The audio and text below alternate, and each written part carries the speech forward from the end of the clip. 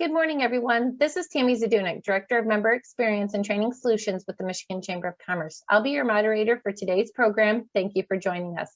This is a private presentation not open to the media. Secondary recording of any portion of this presentation is strictly prohibited. Today, we're pleased to present the first in our Workforce Solutions series, Attracting and Retaining Generation Z Zoomers, What You Need to Know. The webinar is being recorded and will be available shortly for on-demand viewing. Participant cameras and audio will be turned off during the presentation. If you need assistance at any time today, please type your comments into the chat box. You may also type your questions into the Q&A box. A copy of the presentation slides will be shared in the chat box also. And now it's my pleasure to introduce Amy Keeley. Thank you, Tammy. You can go ahead and share your slides. Thank you. Well, I appreciate the opportunity from yourself and the Chamber to allow me to share more information about my journey in understanding more about the Zoomers, which are the Gen Z. There's obviously, as you can see on my presentation, there are several different names that they're given to this generation. Gen Z, I've seen I generation, I've seen Centennials, Zoomers is the one that I typically will use. I've heard Gen Zers and then iGen are some of the names that they give to the Zoomer generation. So I hope to be able to share more that is helpful as you go through your learning experience about this generation because they are coming up. A little bit about myself. I am a college professor. I've taught a lot of different disciplines. And so I have also talked and done some webinars for the Michigan Chamber around the millennial generation. I think there was one called The Psychology of a Millennial. And this is sort of a psychology of the Zoomer. But I also have a background in education. I also have a background in business, and I also have a background in workforce management. So it all kind of combines into hopefully providing you with insights that others may not be sharing. Because as a college professor, one of the things that I have found that has been unique to my experience is that I'm not just doing little surveys on this generation. I'm literally doing observational studies with them for an entire semester. And then I see a next class, then the next class, and the next class. So I'm working with them on a level and trying to train them for the workforce. So I go into my training of the kids or the younger generation in school with this idea of how am I going to train them the way I was taught in the business world to get them prepared for the business world. But I know that a lot of my colleagues don't always have that philosophy in their teaching practices. So, a lot of my insights come from that. So today I want to go through workplace demographic changes, the definition of what is Gen Z, colloquial language that they're using that you'll hear when you are working with them, a recap of what my millennial psychology looks at, because I'm starting to see it in the Zoomer generation as well, but it's different. And then it really kind of going into an overview. And I've tried to take this approach of bringing it to you from their words, not necessarily mine. So I'm going to be providing some case studies about, quotes about them in business as that higher generation that's just now entering the workforce. And then also case studies of the younger generation that hopefully will terrify you into thinking about how you can start to make changes now to really adapt for this. And then looking at the future of what Zoomers are looking at. And what they want from the workplace experience. So some of the statistics that I like to pull, I use a lot of either the Bureau of Labor Statistics or I'll use a lot of Pew Research. But there are currently 44 million baby boomers who are still working, and we're losing 10,000 a day approximately as they retire. And this is transforming the workplace, as you guys know, and I'm not sharing anything that you don't feel already. So from 2017 to 2027, so obviously we're in this process, the US will face shortages of workers of about 8.2 million workers. And that is the most substantial workforce shortfall in about 50 years. So our generation, as I'm a Gen Xer, and my glasses, I had to start wearing glasses just recently. So I'm feeling my Gen Xerness, if you will. And so, we're working with a shortfall that we've never seen before. And so how do you get ahead of that? And that's what hopefully this masterclass is going to help you start to think about things that you can start to put into practice by understanding and having more knowledge about this younger generation. So the average tenure of a worker between 55 and 64 is about 9.9 years. And if you're looking at a worker from about 25 to 34 years old, which is the millennial generation, it's 2.8 years. So you can already see between the boomer and Gen Xer years, they're willing to stay at a company longer, which means from a work perspective, you're training them and they're staying longer. When you're looking at millennials, they are very transitory. They don't align with companies the same way that the older generations have been taught to or raised to. So that means that a larger portion of the older workers than younger workers have more than 10 years of tenure. So that equates to 54% of the workers aged 55 to 64 have employment of at least 10 years or longer. And again, with 10% of those being, having, those 34 to 30, in that range, have a lesser, tenure. So again, when you're starting to think about this younger generation, and that's I think the hardest factor that companies are having to wrap their head around, is that the people that are in leadership typically are boomers and Gen Xers, and you're hiring that sort of like lower level workforce that will grow into your workforce to be managers. And eventually, there's that legacy and succession planning. But this younger generation is completely different because they've been raised different. So they think different. And it's how do we wrap our head around all those differences to be able to align our company's philosophies and practices with what's going to attract and keep this generation. So the Zoomer generation is aged 10 to 23. So born 1997 to about 2012. And these ranges usually change depending on the research that you see. So you're now starting to see the top end of the Zoomer generation enter the workforce. And those are the kids that are coming out of college right now or working while they're in college. So, the 18 to 22, 23 years old. 3-year-olds, but they're taking a different approach. And that's why this research and my getting out there and starting to talk about the Zoomer generation becomes really critical, because they are different than millennials. So if you look at these generations, what is Gen Z known for? Well, they're always on their phone. They're wary about acquiring student loan debt. And we'll talk about why. They avoid face-to-face engagement and prefer video chats. They prefer authentic brands, but they're not brand loyal. They have an 8-second attention span. Their social media sites are Snapchat and TikTok. They learn through YouTube, which is a different learning methodology than how they learn in schools, which is why many of them are not going to the traditional route. And then also it's different than how they learn in the business world as well. They prefer streaming services over traditional cable or even going to movies. They're more politically active, as we've seen. They're more open-minded. They will use Google Drive and Google Docs over Microsoft products. They do things with the swipe of their finger now. They are traveling more. They want quicker delivery times on things. And online customer service chat is a must for them. They would prefer, instead of picking up the phone and calling somebody, which is what my generation does, they would prefer to chat, doing virtual chats. So thinking about how these changes are going to, impact your business is going to be critical. But despite all these, Gen Z refuses to be put into a box. So there's such a modular and fluid generation that it's really hard to track them down when it comes to understanding their behaviors, because they're always learning, always growing, and doing it in different ways. So, So if you think about that as a perspective, what they don't get about boomers and Gen Xers is they don't quite get listening to music on cassette players. They've never drawn on an Etch-a-Sketch. Which is the forerunner to creative tablets that we use today. They don't understand making a payphone call or what a payphone is. They don't understand transistor radios that were created in 1947. It was revolutionary for the time, and today it's a rarity. MySpace was the first social media site. Most of them don't even know that. They don't follow paper maps. They use Google now. They don't even understand what a fax machine is or an original email, or how the original email process evolved. And they completely do not understand typing a letter on a typewriter. So just to give you some perspective about what we as boomers and Gen Xers have grown up with, what they don't understand. So this becomes imperative to understand this, because when you have generations working together in the workforce, if they're not communicating properly, and like, for example, you're talking to a younger generation and you're saying, oh yeah, well, I used to type this on a typewriter or whatever, they're not going to understand. They're not going to tell you that they don't understand. They just don't understand what that means. So just some things to consider as you're doing that.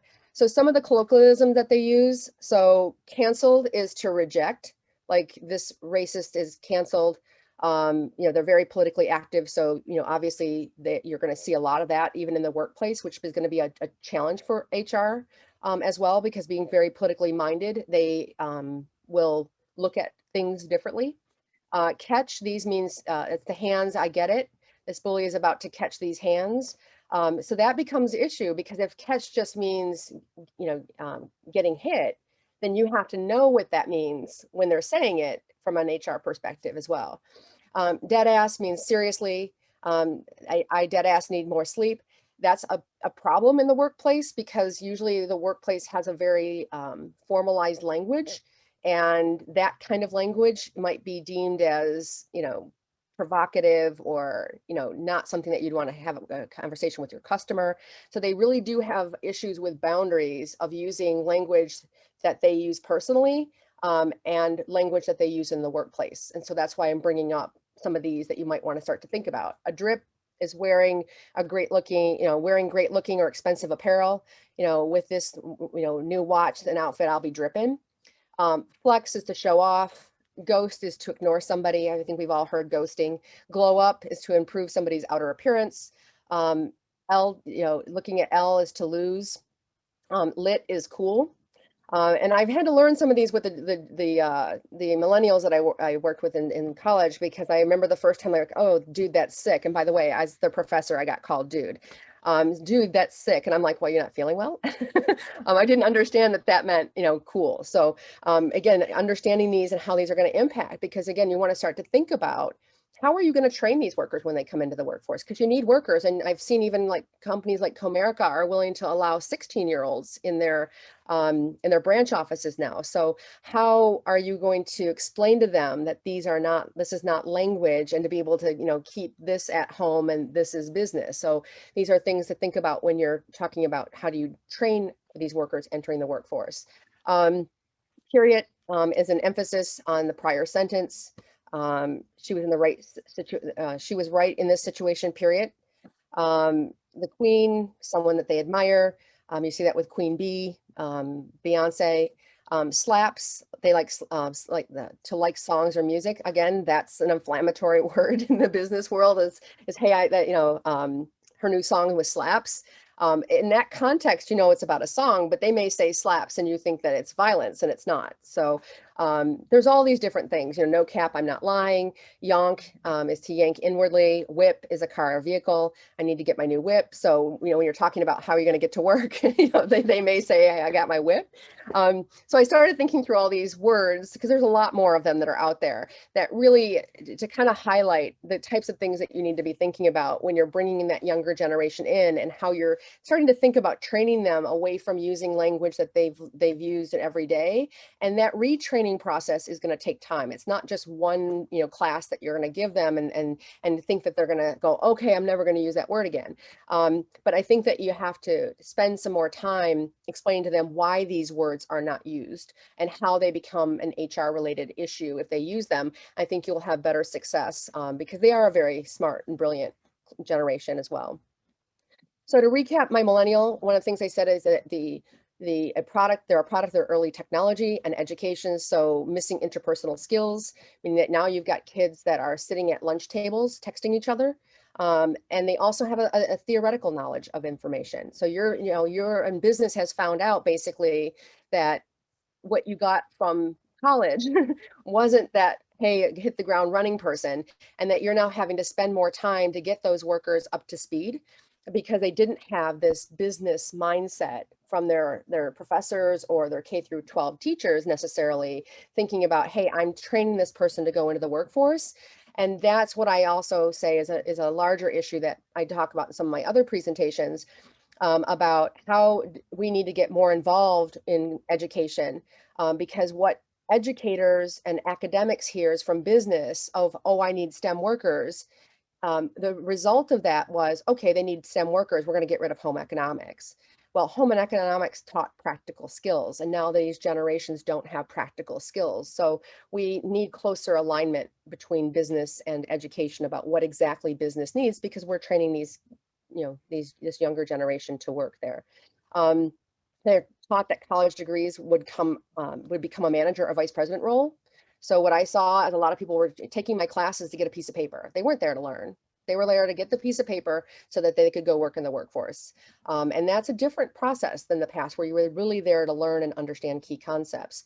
You know, an employer must be aligned with their social issues and concerns. I mean, we saw that that's an overlap with the Zoomer generation, is that they are very socially minded and they've been raised to be socially minded. So to expect that the children that you've raised to be aware of, you know, food, you know, issues and climate change and all of those components, they're now making business decisions based on that and who they're going to work for based on those same ideologies. The retention rate is lower because they have parental support. So if they're not happy with your company, they don't go to HR. They go to their mom and dad and they say, Mom and Dad, I don't like my job. And mom and dad will say, okay, well, you know, we'll give you money until you find a job that you want. And you don't get the exit interview that you need about why that worker left. Or you're losing workers because they're not ever going to come to HR. For many different reasons. But one is, again, they trust their parents and their parents are now their financial backup. So that impacts HR greatly. They're focused on the quality of life work balance. You know, if they want to take a vacation and they are allowed a week of vacation, they don't want to hear from their employer during that week. And that's different from Gen Xers and Boomers who will keep their phone on, or, you know, will kind of Slack people through Slack or DM messages or whatever to stay involved in the business. These generations don't. They want their quiet time. And they want that time off. So those are different types of thinking about work-life balance. So they're looking at employers from that perspective as well. And they get offended easily. Again, they've been raised differently so that the offenses that don't offend us, or some that do offend us, don't offend them or will offend them. So you have this generational gap in what is causing offenses between the generations. So there's where more collaboration is needed. And I say that collaboration is a big word, but there's, you know, you have to diagnose it for your company because it's different for each company, what that is needed. So looking at the common characteristics of them, again, Gen Z is going to be the largest generation once the boomers have left, although millennials are right now. They're the most populous generation on Earth, with more than 1/3 of the world population, counting themselves as Gen Zers. There are a lot, and that is your workforce of the future, even beyond millennials. So once the boomers, because they're the largest, or they were the largest, Gen X, which I'm a Gen Xer, we're actually the smallest generation. So millennials right now are the largest, but when Gen Z starts to really enter the job market, they will take over being the largest. So in the US, Gen Z constitutes more than 1/4 of the population, and by 2020, will be the most diverse generation in the nation's history. So we're talking about a group and demographic that is, you must get to know and know them well. So they are racially diverse. So they are more racially and ethnically diverse than past generations. And that means that they tend to be more open-minded. They're listening to other people's cultures and their backgrounds and their histories, or their mixed heritage, and they have to understand both generational and heritage of both different cultures. So they're more racially diverse. They're digital natives. They're the first generation that are digitally native, that do not know life without technology. So again, as a Gen Xer, I'll date myself, as I grew up without a computer and without a phone and roaming around my parents' 15 acres of property and playing outside and not having technology. And this generation doesn't even know that a phone used to have an attachment to the wall, and that, you had to dial that number. Most of this generation will not remember phone numbers because they had to remember them back then. I still remember my original home number when I was growing up. This generation doesn't, because they're in their phone and they know they can always access it in their phone, so they're not even memorizing those numbers anymore. So that digital native is something, it translates to how you have to work with this generation. They're easily distracted. Again, Twitter and I've seen this even with Gen Xers, who, if you write a long email, because I tend to write longer emails and to be explanatory, very about what I'm trying to say, is that they'll read the first paragraph and they don't even read the rest. Well, the Zoomer generation is even less than that. 8 seconds that you have to be able to communicate with them. And that is different. So, they won't like long meetings. They'll get it quickly. And if you're in a long meeting, they're checking out. They're on their phones. They're not even listening and paying attention. They're bored. So you have to think about how that's going to shape your workforce. They're very impatient. They've grown up getting what they want from their parents, from the educational system, and they know it very well. They've grown up on Ubers and Lyfts where, hey, if I want to ride, I'll get, I'll have a car here within, 5 to 10 minutes. So, how does that translate to business? How are you thinking about what does that mean? Like if you're in HR and you don't respond back because let's say you've got a whole workforce of people that you have to manage, when you've got a Zoomer that wants your attention, you can't ignore them. They'll make decisions while you're, trying to manage everything else. That's where the use of technology comes in. And there are some digital platforms that are helping HR specifically, like the virtual HR assistants that are out there that people can type in questions. And that's one of my clients. I'm helping them create virtual assistants for HR for some of the large billion-dollar companies. So, and then that's to address this millennial generation and also the Gen Z that are very impatient about making sure they get access to information quickly. They're flexible on time and place, as we've seen with the pandemic and everybody working from home. This generation doesn't want to work in the workplace. And that's going to, I mean, we're hearing calls to go back to work, but I don't even think they realize that that you can enforce that as the company, but there's going to be a negative consequence to that action, is that this generation isn't going to want to work for you. And you're going to, now, if you want them to, there are ways to approach it and to manage it, but that if you're putting an ad on the paper, in the job board saying, hey, this is, it's an on-site job, they may overlook your on-site job because they're not looking for that. So those are things to consider when you're doing the recruiting process. That short attention span I mentioned, they use media platforms that offer short instant gratification. So how are you going to use that knowledge about that generation to shape how you communicate in your company? Slack is a great way. It's a new program that's come out that I'm using with my client. There are other programs that are out there as well for getting instant gratification and getting information to them quickly. Again, they want shorter ship times, dating by swipe, collaborative versus Slack versus face-to-face. And I'm working with Gen Z workers right now. So yeah, these are all things to consider as you're starting to reshape your HR and your company. They're more financially focused. This is the generation that went through the 2008 market crash, listening to their parents, try to save their houses, having to budget money.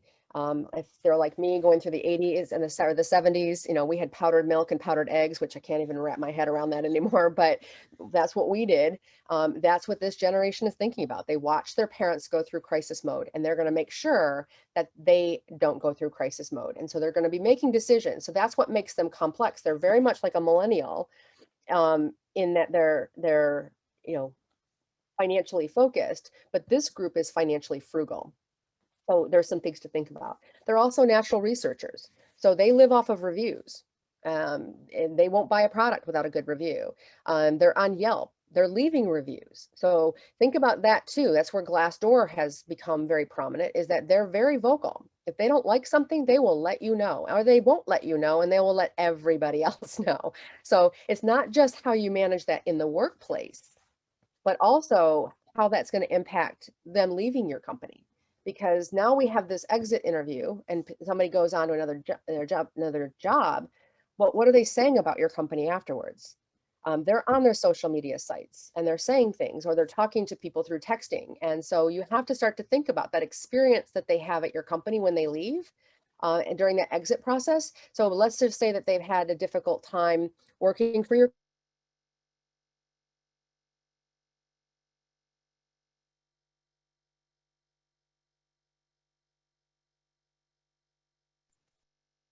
Hi, everybody. It looks like Amy has temporarily froze. Oh, there she is. You froze for a second. Oh, sorry. So you have to consider those types of factors. So they are entrepreneurial. That's going to be a huge problem for corporate America. These kids are raised to not work in corporate America. So, and that's what you're seeing with some of the exit right now, is that they don't have to. They have learned how to monetize social media. They want to own their own companies. The colleges now have entire entrepreneurial programs. So these kids are raised not to work in corporate. So now, can you still work with them? Yes, there is, and we'll talk about that later. They're much more competitive, but the difference between millennials and Zoomers is that Zoomers are much more independent. Millennials want friendship. And if you haven't noticed that in the corporate world, they want to be your friend. They'll text you at like 10 o'clock at night because they see you as their friend, and you have to be their friend in order to keep them. Zoomers are much more independent. So that comes with pluses and minuses as well. So I say, Houston, corporate has a bigger problem than millennials because we do. Zoomers are much different than millennials. They have some of the same characteristics, but those characteristics mean different things. So now I'm going to take you through this where I talk about what they're saying about corporate America. So when asked if she subscribes to the idea of company loyalty, a young lady named Ariel, who's 21, said that she once did, but doesn't anymore. And her quote is, "I feel like these companies don't really have loyalty to us.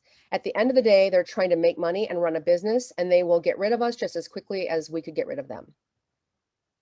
That's a pretty powerful statement.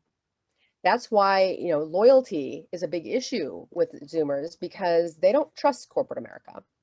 And they go into corporate America listening to what their parents have to say, and their friends around them that are already in corporate America, and they go in jaded. So again, it becomes incumbent upon the company to try to reset that, but not just reset it in the job ad, because that's easy on some levels to get, to say everything that you want. But when you get in and want to retain them, this becomes a more powerful statement. So McKean, it's a 20-year-old who works for media advertising and nonprofits, thinks the same thing. And quote, "Even in the work that I've done with companies and organizations whose missions I feel like I'm aligned with, I have not yet been in a role that I was already not thinking about exactly how long I'd stay in it for and what I hope to gain from it in order to reach my next position." So where most Gen Xers like myself are on the 3-year plan at least, which is you spend your time on job, first year is learning your job. The second year is perfecting your job. The third year is positioning yourself for your next job within the company. And if you don't get it in the company, then you leave. They're not doing that. They're smart, so they think that they know everything. And if you've got kids that you think know everything, then this generation thinks that they know everything. And it's what they don't know that needs to be reset. And there are ways to be able to do that as well. This one actually is somebody who's 26. So she's a millennial, a chief design officer. So, a very high level position for a 26-year-old. But looking at the fact that she's actually the oldest person. And I will tell you right now, millennials and Zoomers don't get along either. And just like Gen Z, the Gen Xers and the Boomers, we don't get along either. We've just learned to work with each other for 20 years and learned how to work with each other. These generations don't like each other either. So it's a very interesting dynamic. And then you've got millennials that don't like the Gen Xers. And so there's a delicate soup and recipe that needs to be created in every organization to manage it. But again, they have the same thought is that they're not valued in the company. So how do you, as an HR person and getting your leadership to create programs that create value is going to be critical. This one is, I look for only mission alignment between my own values and the work that I'm doing, but also for the promise that I will be paid well and have ample opportunity to be paid better as I prove myself. But I can only imagine myself feeling loyal to a company that proves willing and capable to change and grow. And that is huge if you think about that for a minute. They are expecting that if they go and take a job that aligns with their values, so you now have to make sure that you understand the Zoomer or the millennial that you are interviewing, and how do you quickly, maybe even on the fly, align with that millennials or Zoomers ideological perspective and what they believe in, to show them that your company is the one that they need to select. But it's also saying that once they get into your company, you need to grow and change too. And that's not how business operates. Business is based on the ISO 6 Sigma process for here's the steps in the process and here's the feedback loop, and each step has to be aligned, and this is the best practice. I mean, Henry Ford 101, that's not how this generation thinks. They want the constant evolution, which is great, but there's a process to doing that. So you have to re-educate them in the quality management system, which I love the quality management system, and I talk about it a lot in my classes even, to explain the feedback loop to the younger generation who get it when you explain it that way.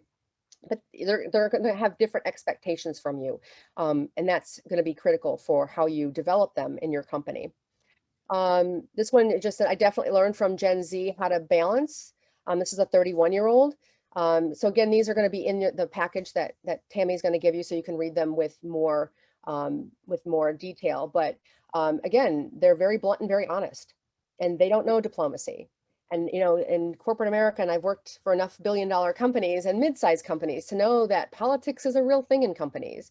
And if you've got workers that are blunt and honest, and I tend to be blunt and honest too, so I align with them very closely with this, is that that's not always seen as a positive in a company. It can be challenging to other workers. So how do you reframe that, or how do you use that knowledge? But you can't ever take away the fact that they're blunt and honest. They're going to say what's on their mind. That's, their formative learning years have helped raise them to do that. So again, we have an even bigger problem than millennial issues. So we'll talk about a little bit, and again, these are case studies that you can read on your own as well. But this is a 6-year-old who has started his own cookie company that is servicing the likes of Mercedes-Benz, Ralph Lauren, and Whole Foods. Now, is it a 6-year-old running a company? No, obviously he has his mother helping him. But the fact that a 6-year-old wanted to start his own company, that his mother and father allowed him to do it, and is supporting him doing it, they've built a brand around their son. And you're seeing a lot more of these stories of younger generations who, this girl started at 3 years old. She's an accomplished TED speaker. She was listed in the Fast Company's 100 Most Creative People in Business at the age of 12, selling clothing, interior design, and furniture pieces. She's partnered with Bell for a fall collection at New York Fashion Week. So you can see their creative interests are all over the board. But how do you tap that? Because this is somebody who's never going to work for you, but she will work for you as a vendor, but she will not work for you as an employee. Here's another one. They decided to make socks and have sold nearly $1 million worth of socks out of the garage of their house with the help of their parents. This one is a kid that got into cryptocurrency at the age of 15. And it was a challenge by his parents, because his parents said, I'll give you, he asked for his college money so he could invest it in cryptocurrency.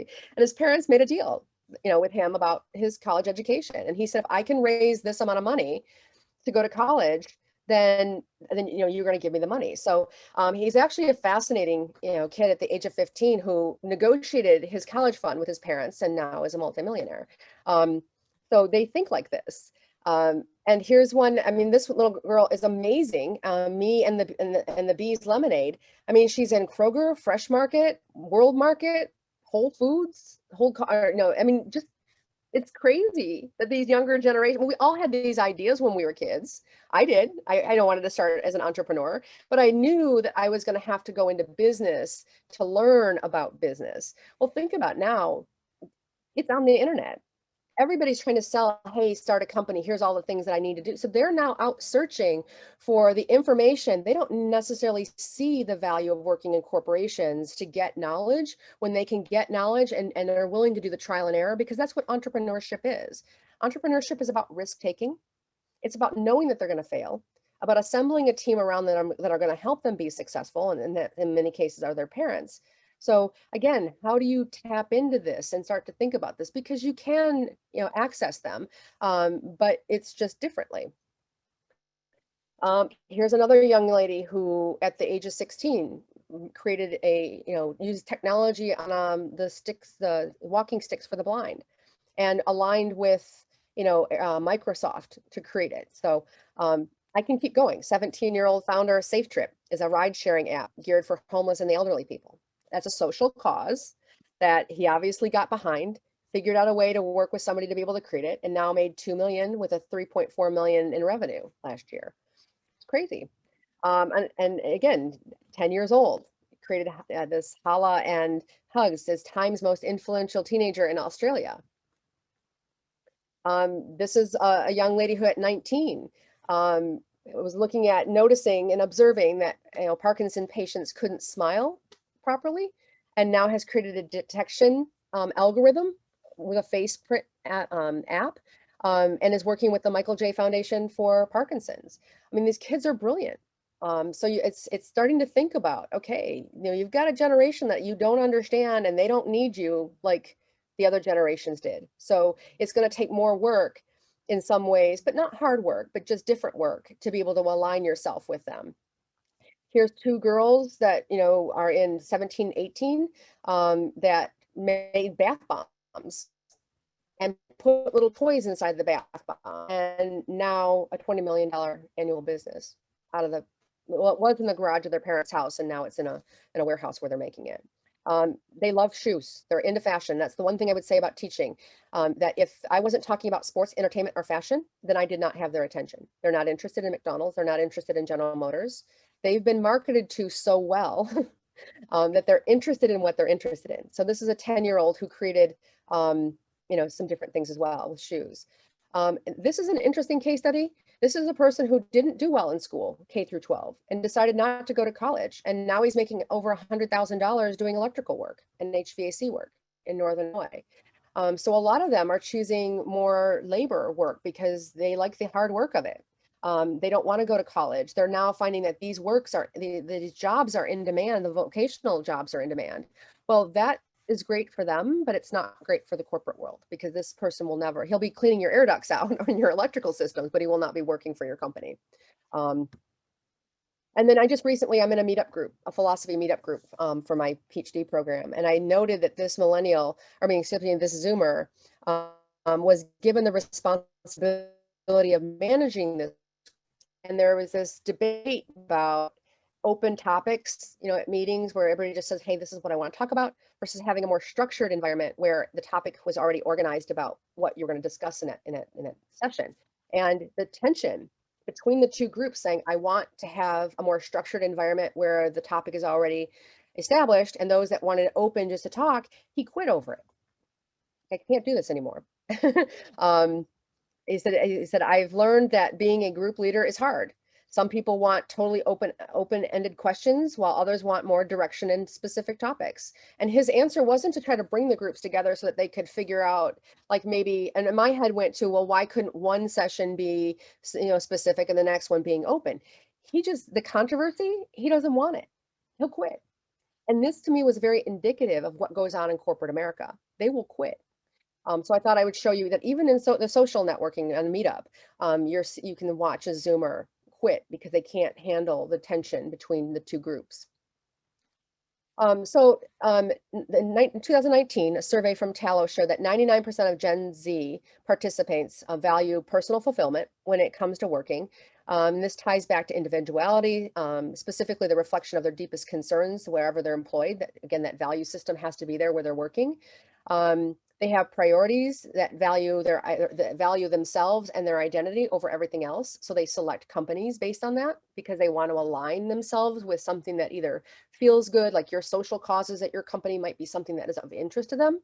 And it could be the product that you're doing or the service that you're providing that they might align themselves to. And if you don't have those, then maybe that's the thing that your company needs to consider is, how do I create a service or product or pack group or whatever that then creates a value that these generations will align with.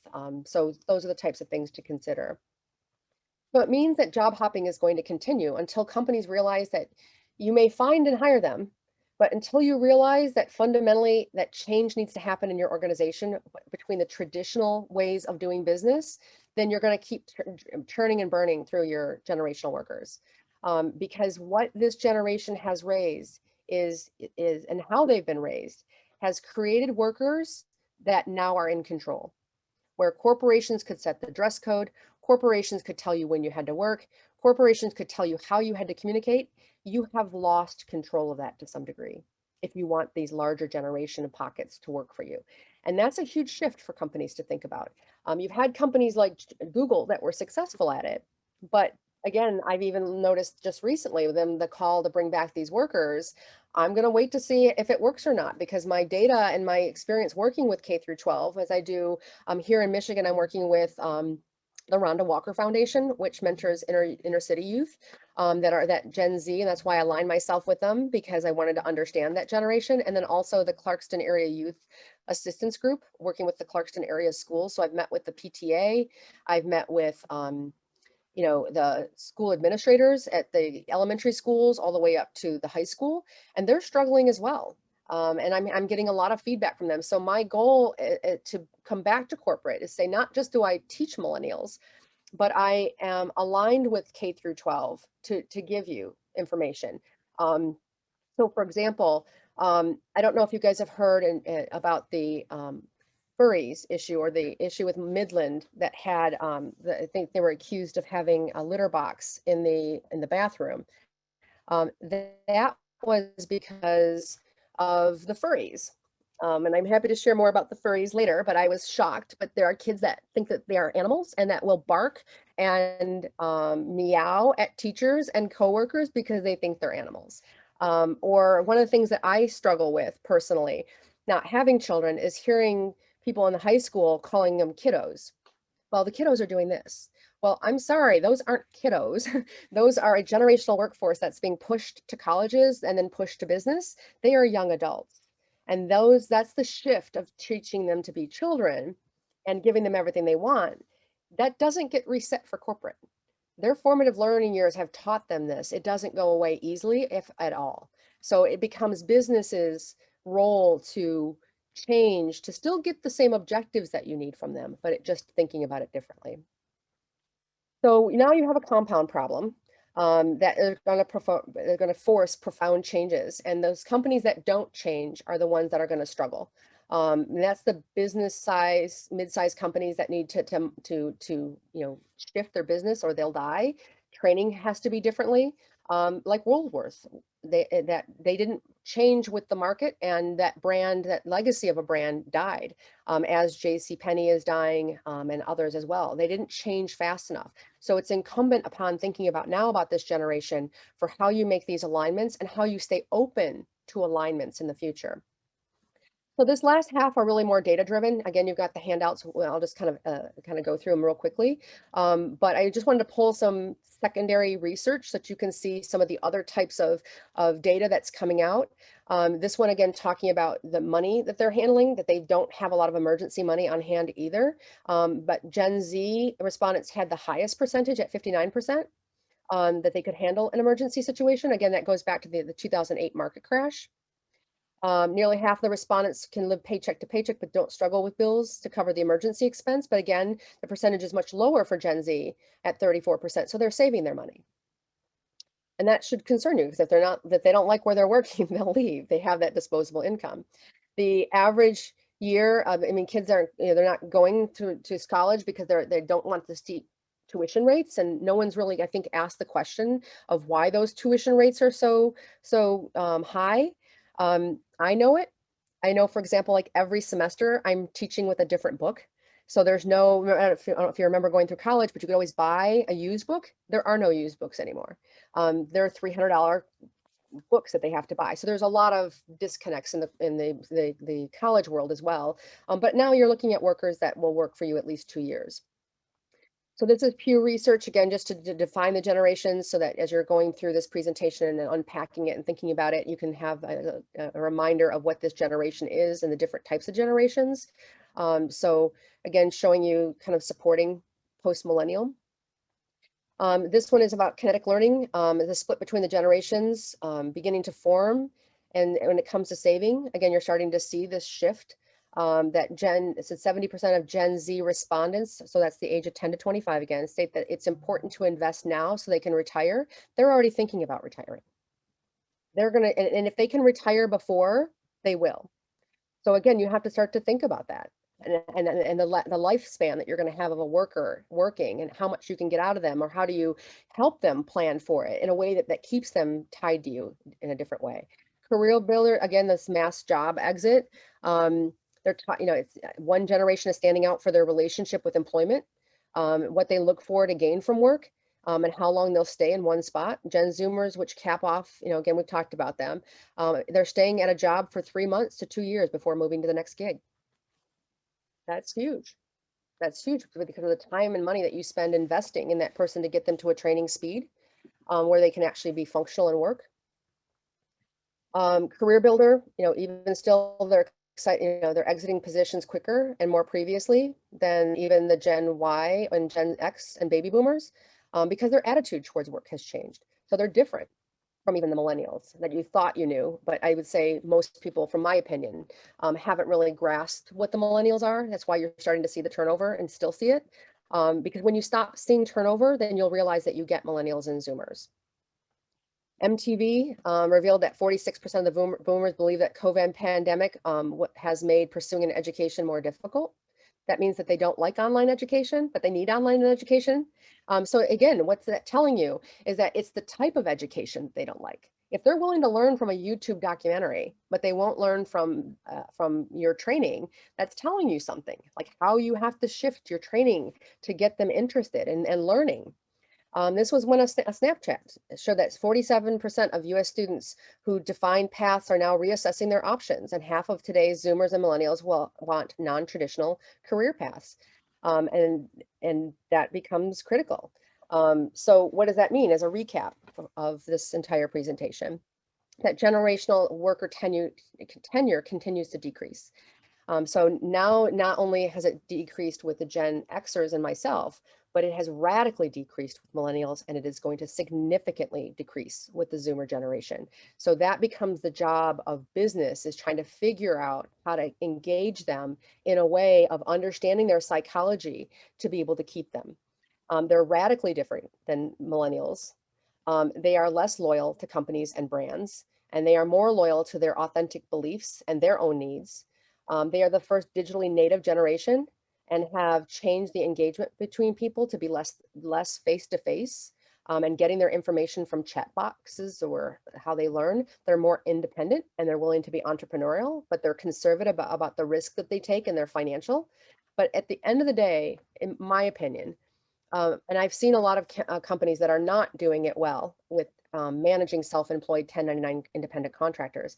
This is how you're going to end up engaging those entrepreneurial Zoomers, is through the 1099 either gig worker, where they're an independent individual self-employed worker, or by engaging with their companies.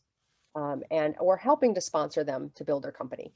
And so it's a different approach, but my concern about that is I've worked with companies that don't understand 1099 independent contractors and are being fined by the IRS for it. So, hopefully there'll be some more classes about how to really understand 1099, because that's how you're going to engage with the Zoomer generation, or having to be able to think about how do you keep them in your company. But if not, and you can't find them, how do you find an independent contractor? And there are places that you can do that as well. So again, I offer some different classes afterwards to take a deeper dive on different topics, like changing the need of the hiring process to accommodate Zoomers, attracting both of these different generations, shifting away from time-based performance systems, the death of that old business model, like what is dying and how do you have to wrap your head around making changes, finally learning the right way to use 1099 contractors, and then what's broken about the education system that corporations must fix. So that the next generation after the Zoomers come out more aligned with what is needed for business. So that's really my presentation. Hopefully that you were able to get some valuable information from it. And I guess I would open it up now with Tammy to, if there's any questions that anybody would like to put in the chat box, or how to, I can do that. There is one question that came through the Q&A. Here's a question from the Q&A box. When considering adding programs benefits that would add value for Gen Zs, what should we be looking at? Thus far, we have added a higher retirement match, hybrid remote work, student loan benefits, in addition to core benefits. Great question. That becomes the challenge, right? Because if this is a fluid generation, some of the same traditional things that have been used to try to bring in a millennial won't work with a Zoomer. So like, for example, the educational benefits, they don't want to pay for it. So if you're willing to do more and increase the percentage of what you're paying for, their education because you feel like they need it, that's great. It could be that you bring them on and you have your own training program that, right out of high school, so that they're not going to college, if you will. But if they if they don't see the value of it and they're not going to go anyway, then how do you bring them in and have, I used to work for Kelly Services, and they had Kelly University to try to bring training. Now, Kelly wasn't saying at the time that it replaced education, but maybe that's something that has to be considered in the future. If they're not going to go to college, then how do you as the corporations bring them on board and educate them and create mentoring programs and training programs for them? But it's also things like giving them that week. Sometimes I've seen companies actually, give them 2 weeks of vacation time when they start out. And that's a different shift. And then also giving them that time off, because what this generation is, they're very anxious, very anxious. I know most of the Zoomers, and I've had Zoomers in my college classes, which has scared and terrified me. I had a pair of 9-year-olds, or ninth graders, excuse me, in my class with their grandfather. And they're, that's different. So there's a lot of different things that I think that you can think of. I mean, for example, one of the things I've thought about when I was putting together this slide deck of what I know is that, a lot of the information that comes out when you're doing the hiring process is that you do skill-based testing. But maybe you need to do, and there I see the personality testing, but maybe you need to do a Q&A of that worker. Like, what is it what you align your skills with? Where are your value systems at? Because now you're not just creating these systems that you can ask everybody the same question. Now you need to get to know that particular Zoomer and what they're interested in, the one that you really like and you want to hire. What is it of interest so that you can then create programs that might help? Or even if you don't want to create a specialized program for that particular Zoomer, it might help you do a little study to understand where their value systems are. So for example, if you have a sustainability and social responsibility program, then that's what you should be talking about, because they're very mindful of social issues. So maybe you have programs where you get them involved in your organization as part of a group think tank that can help drive your company forward. So there's a lot of different ways to think about how you offer them benefits that are non-traditional benefits that align with their value system, because that's what it comes down to, is that it's not about what you offer them, it's does it align with that Zoomer's value system. So again, you can go out and find primary research data or secondary research data, or I do consulting work where I can come in and actually, I do that with a couple of clients of mine where I'm coming in and I'm saying, okay, so this is going to work, that's not going to work. And it's also understanding the dynamic in your workplace, because I know a friend of mine who was a General Motors worker who did not want to retire, but she got so tired of the gamification program that she left. And she didn't tell GM why she was retiring, but she would have stayed for another 5 years. So there's this dynamic that you have to think about. Yes, you have to be focused on these younger generations because they are your future, but you also have this larger generation of boomers that are still in the workforce, Gen Xers that are still in the workforce, and there's this happy blend, and it becomes really customized to each company. I hope that answered the question. We have another question. How does remote work influence the different generations? Do individuals prefer this work method? They do. They do. The studies that are coming out, and it goes to that lack of face-to-face. They've been taught to be on Snapchat. They've been taught to be on YouTube. They've been taught to be on social media. So their engagement with people is through social media. I had a millennial that I worked with at my last company, and I'd say she's on that lower end of the millennial, asked me to be her son's godfather, and I barely even knew her. I mean, a godmother, but I barely even knew her. And I thought, you're asking me because we're on social media to be your child's godmother? That's how they build relationships. So, that work remote becomes more about not controlling their time, but controlling the productivity. And that's why Google has so many people that want to work for Google, because Google figured that out a long time ago. I don't care what you do all day. I don't care if you sit in your backyard and you're typing on your computer. I don't even care if you take a nap in the middle of the day. They've done sleep studies showing that 15-minute breaks are actually very helpful. And they have sleep rooms at Google. They're more worried about your productivity. Did you get the project done on the date that you were supposed to get it done? Are you communicating what you're doing along the way, and are you having problems? Are you, because some of them prefer working at night. So how do you let them do that? So the answer is yes. I think that this trend of trying to bring workers back is not going to be as successful. I think that this is the new reality of the workplace. Great Great. question. We have time for one more question if anybody has one. While we're kind of waiting to see what else comes in, Amy, any other thoughts you may have on this? Kind of wrap it up? Yeah, actually, it's, again, thank you for having me. I am very passionate about learning about these generations. I've worked with these kids. They're brilliant. They really are. But they require a different level of engagement. One of the things that I've been successful at doing with the millennial generation in particular is keeping them. I've had a millennial that worked for me for 3 years. And I was doing a lot of my teaching and shifting myself into education mode and not getting angry at what I would have normally gotten angry at as a manager. I have this younger generation that attaches themselves to me. I actually have one of my former students that now wants to work for me because she believes in what I'm doing with my consulting. So I've been able to connect with them. And then I can keep them longer and I get them to want the work for me. So there is a way to be able to do that. And I'm not saying it's a hopeless cause, and I don't want anybody to walk away with that idea. But it does require careful thought, and it does require a plan, and it does require knowing your current workforce, and it can absolutely be done. Great. Well, I don't see any more questions. So Amy, do you want to go ahead and put your email in the chat box in case anybody wants to get a hold of you? Sure. We may have some people with some questions or follow up other afterwards if you don't mind. Sure. So Hunter Hennessy is my company's name, and it is it's a family name. So I'm more than happy to come out and help you, think through things. And if you want to digest what my slide decks are, I'm happy to help wherever I can using the knowledge that I have. But thank you for your time.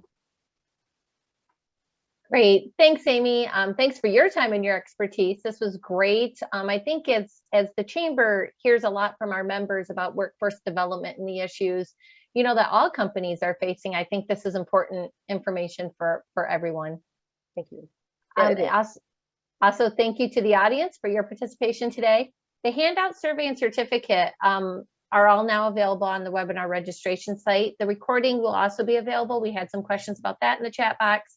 So I will send out instructions shortly on how to view that recording, how to get your certificate and everything like that.